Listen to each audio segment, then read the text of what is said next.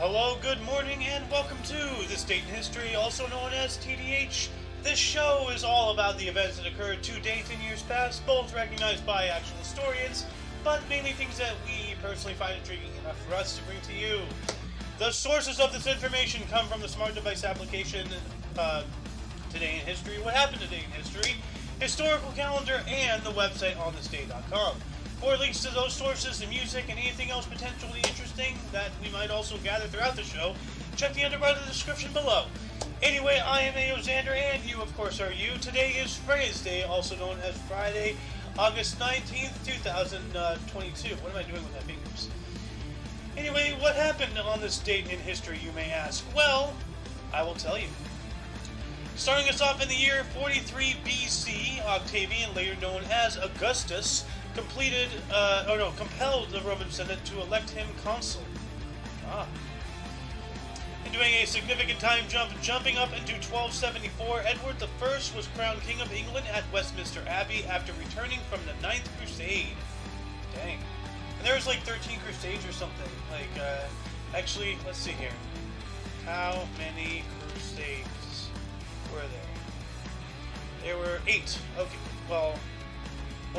Okay, 8 major crusade expeditions. But this guy came back from the 9th, so maybe it was it was a lesser crusade, I guess. I don't know. Anyway, 1399, King Richard II of England surrendered to his cousin Henry. 1524, Emperor Charles V's troops besiege Marseille in France. In 1561, Mary, Queen of Scots, arrived in Leith, Scotland, to assume the throne after spending 13 years in France.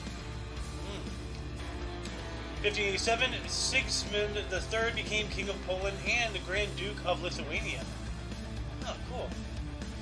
1591, French King Henry IV occupied Rouen. Alright. Good old beard, collar, double chin looking guy there. 1627, Prince Frederick Henry conquered Fort Gronolo. Alright. 1692, during the Salem witch trials, 5 more people were hanged for witchcraft, a total of 19 in Salem, Massachusetts. Dang. Yeah, that was some rough times back then. 1745, the Jacobite Rising of 1745, Bonnie Prince Charlie rose his standard at Glenfinnan, Scotland, igniting the Second Jacobite Rebellion. Yep.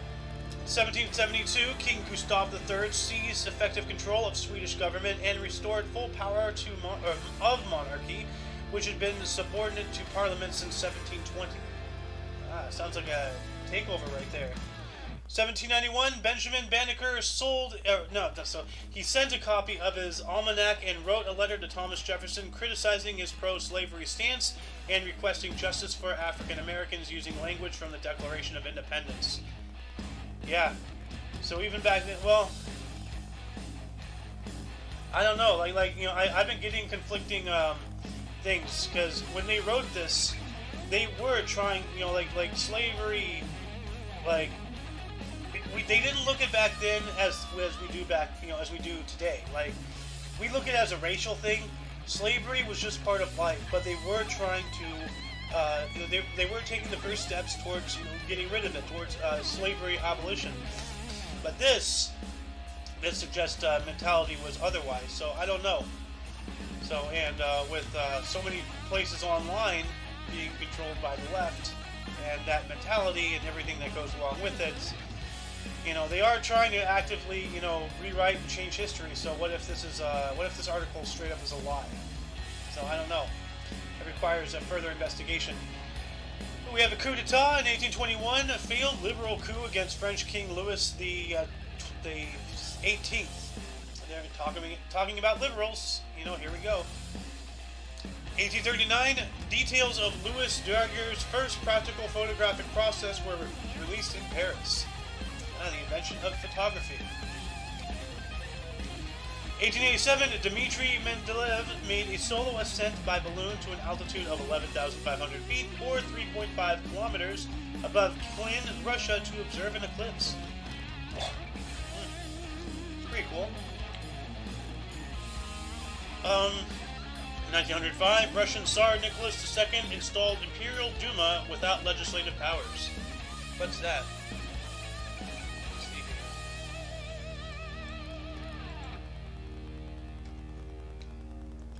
State Duma, or Imperial Duma, was the lower house, part of the Legislative Assembly in the late Russian Empire, which held its meetings in the Taurida Palace in St. Petersburg. It convened 4 times between April 27th. Why can't I read? What's wrong with my brain? 27th, 1906, and the collapse of the empire in February of 1917. Dang. So for further reading about this particular thing, I will post this in the underbar.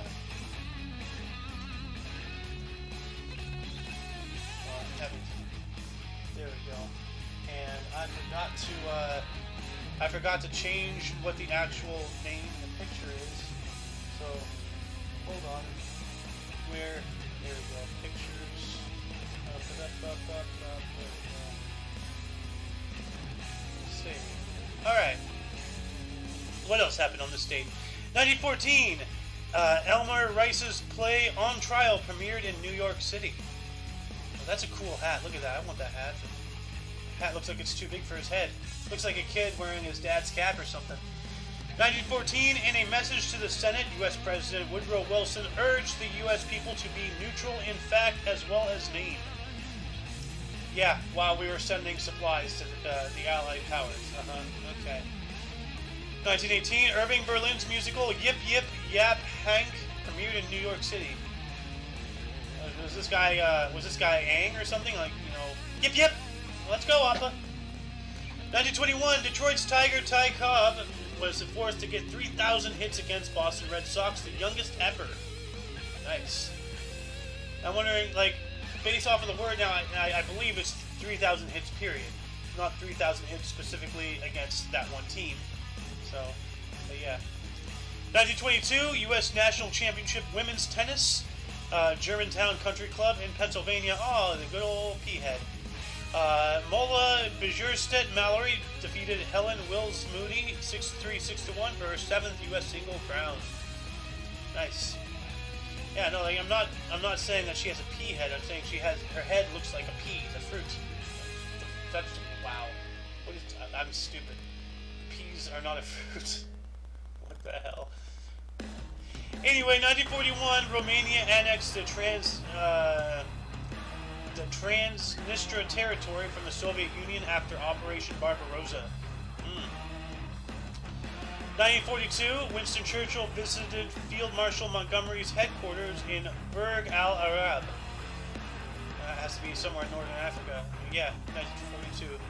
Also in 1942, during World War II as well, General Friedrich Paulus ordered the German Sixth Army to conquer Stalingrad.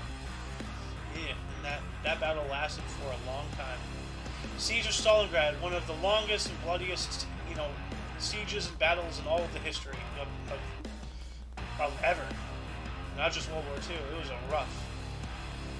1944, U.S. General Omar Bradley visited British General Bernard Montgomery. Yeah, Monty boy. Yeah. 365 days later, in 1945, Phillies' Jimmy Fox, at the age of 37, pitched the first 7 innings versus Reds and won. Nice. 1951, Bill Vereek of the St. Louis Browns sent Eddie Galal, a 3'7" little person, to pinch hit. He walked on 4 pitches. Alright. Okay. Why were there midgets in baseball?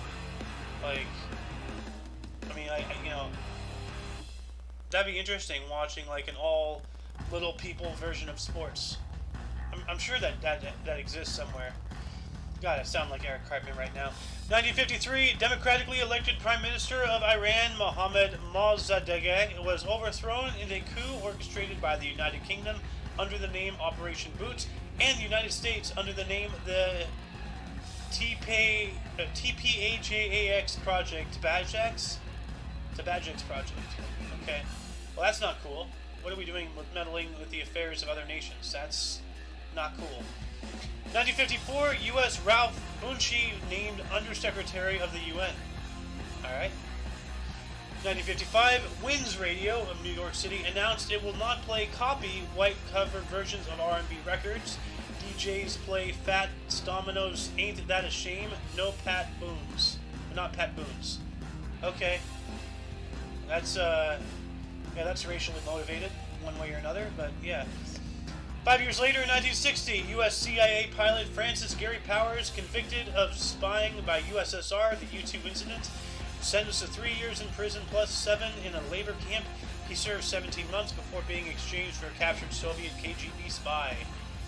And yeah, I saw a video just yesterday, I believe it was when the Russian equivalent of the Boy Scouts gave some U.S. diplomat or something like this elaborate, carved, mantelpiece to hang on the wall, and there was a wireless, like a cordless microphone that could be like activated.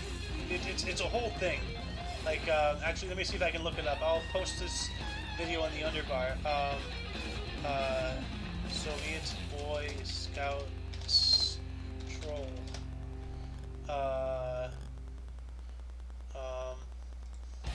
Spy. Cold War. Why can't I find this? Well. I'll find it later and I'll post it in the underbar. Anyway, 1961, U.S. Vice President Lyndon B. Johnson visited West Berlin. Cool. 1976, President Gerald Ford won Republican presidential nomination at KC Convention. Alright? I don't like the look of that guy. He looks really shady. And 1980, George Brett in his hitting streak at 30. So like at the age of 30, or 30 in a row, or what? Where's Scott? Where's my baseball guy? I need to know. 1983, LSU football player Billy Cannon sentenced to 5 years for counterfeiting. Ooh, wow. Why would you need to counterfeit? What are you doing? What are you counterfeiting? Money? What are you counterfeiting? 5 years though. That seems like a little light. 1984 PGA Championship Men's Golf, Shoal Creek. Lee Trevino won his second PGA Championship by 4 shots from Gary Player and Lanny Wadkins. Also in 1984, Republican Convention in Dallas, Texas nominated incumbent Ronald Reagan for president.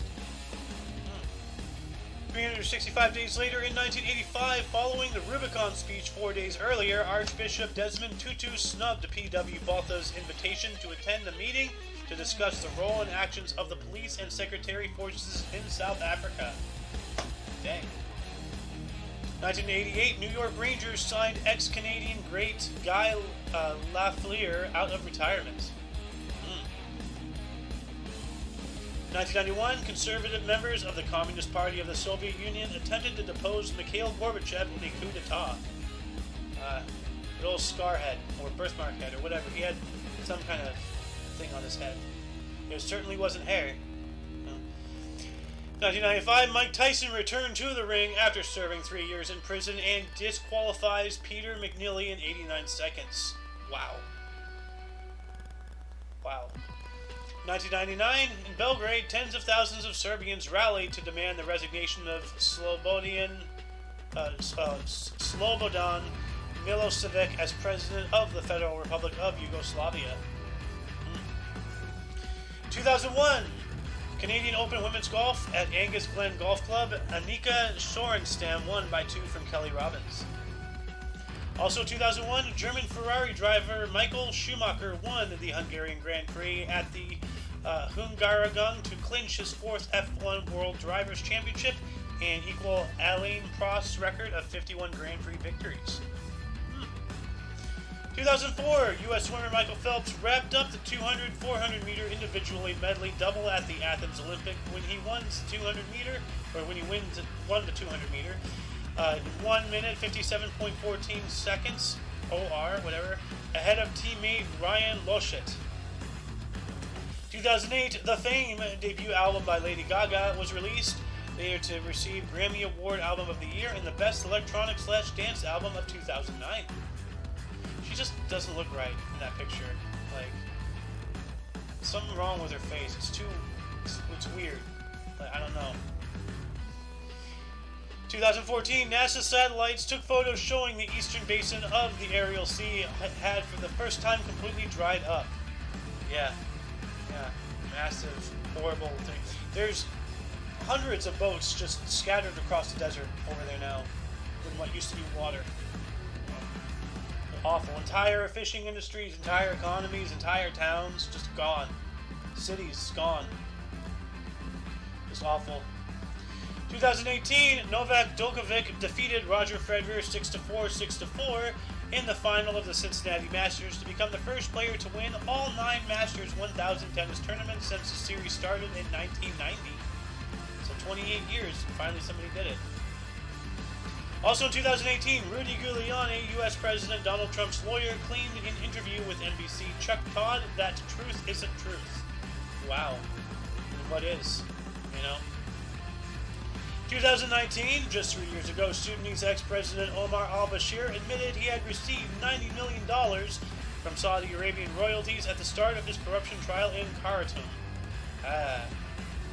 Yep, lot paid for.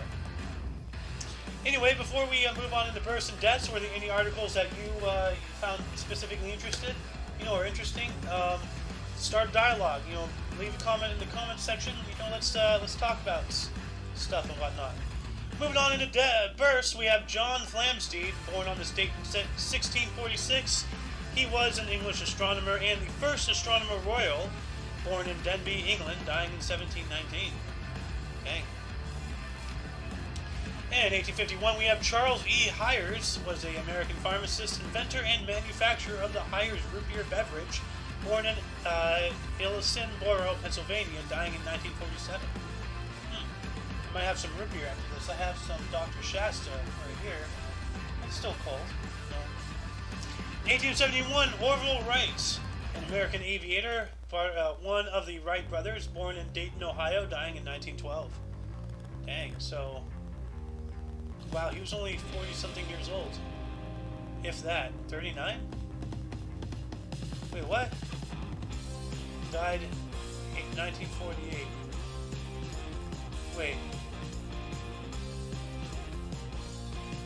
Wait, what the why does it say dying in 1912, but here it says 1948? Okay, that's weird. OnThisDay.com, if you're watching, you know what, you have some discrepancies here you need to explain. That's interesting. 1878, Manuel Luis Quezon y Monilla, second president of the Philippines, serving from 1935 through 42. He was born in Baler, Aurora, Philippines, dying in 1944. Did he die in 1944, though? Yes, he did. Okay, well, maybe. I don't know. 1883, Gabrielle Coco Chanel, French fashion designer, Chanel, born in Namur, France, dying in 1971. Olga Din Nash was born on this date in 1902, was a U.S. humorous poet. I'm a stranger here myself, and Masquerade Party, born in Rye, New York, dying in 1971. What does this guy look like? Okay, well, you're not going to show me, so screw that guy. Oh, hold on. There we go. Okay.